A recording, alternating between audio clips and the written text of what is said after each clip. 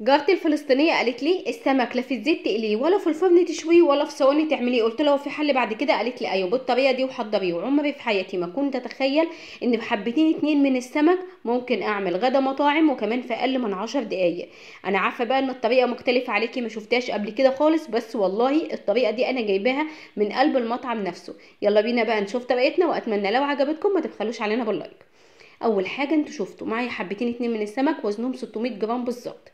جبت انا كده السمك وبدات ان انا اقسم السمكه الواحده لاربع قطع بالشكل اللي انتوا شايفينه قدامكم ده كده. بعد كده جبت بقى السمك وببدا ان انا اخليه من السفه، والجزء اللي في النص بقسمه لاتنين، اما الديل بس هو اللي انا فتحته كده على بعضه وطلع معايا شكل الورده زي ما انتوا شايفين.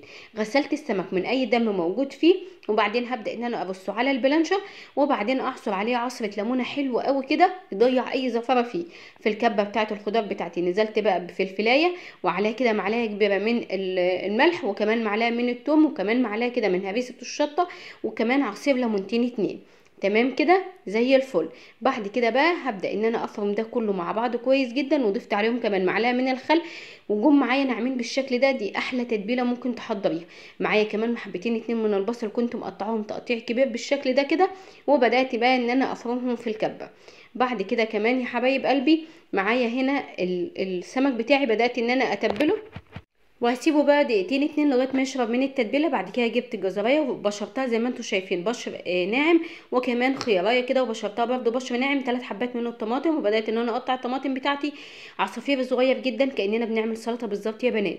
هسيب بقى الطماطم بتاعتي وكل الخضار ده على جنب، وهجيب بقى حله على النار فيها معلقتين اتنين من الزيت. هنزل بقى بالبصله زي ما انتم شايفين بالطريقه دي. انا بصوا انا عاوزه ادي للبصله تشويحه حلوه، بس مش عاوزه ان انا اغمق لونها عشان ما تمررش معايا، وكمان اخد احلى طعم للرز الصياديه او رز السمك. فاللون ده مناسب جدا اضيف عليه بقى علشان كده يطلع معايا طعم مميز قوي طشه كده من تتبيله السمك، وكمان عليها كده معلقه واحده من العسل الاسمر. ننزل بالميه المغليه وعلى طول الرز، اظبط الملح واغطي عليه واسيب بقى لغايه ما يستوي كويس قوي. معلقتين اتنين من النشا، معلقتين من الدقيق، رشه ملح، وكمان رشه من البابريكا صغيره جدا. طبق وفيه ميه، بجيب كل قطعه من السمك انزلها في الدقيق، بعدين انزلها في الميه، وبعدين اخرجها تاني على الدقيق، وهكذا بنفس الطريقه. في الدقيق في الميه في الدقيق تاني.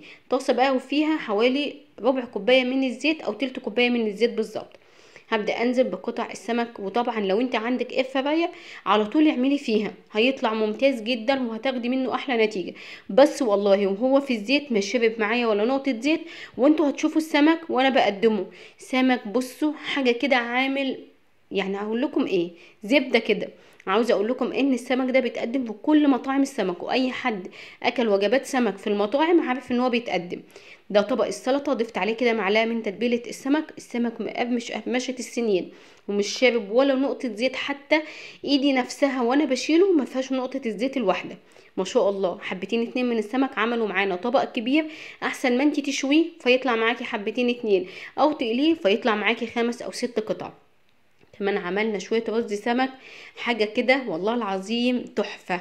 قدمي بقى طبق رز سمك مع 3 قطع كده من السمك، طبق سلطة، وكمان كده طبق من البطاطس، وبألف هنا وشفا. شايفين بقى منظر السمك؟ والله العظيم هو ده بقى جمبري الغلابة، مفهوش نقطة الزيت الواحدة. جربوا السمك على الطريقة دي، انا متأكدة ان انت هتنسي اي طريقة تقليدية تانية كنت بتعمليها.